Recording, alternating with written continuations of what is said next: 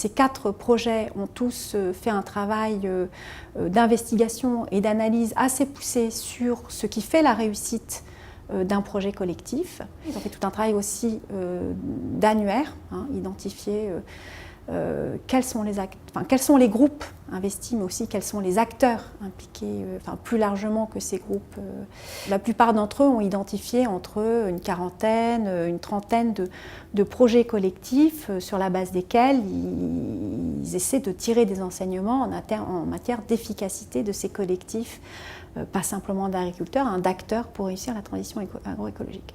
Donc on a là quand même une production tant d'analyses que d'outils assez intéressante.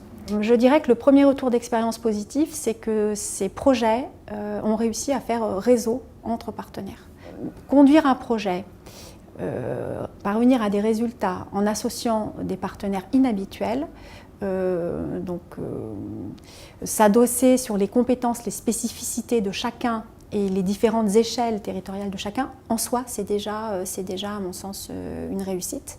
Autre intérêt, c'est la production. Ils ont commencé de produire des fiches pratiques, voire des outils à disposition des collectifs, puisque dans leur observation, ils font le constat que le travail en collectif pour parvenir à la transition pour réussir la transition agroécologique suppose des changements de métier et de compétences. Donc ils ont travaillé aussi sur la production de fiches et des débuts d'outils pour faire progresser ces métiers et ces compétences.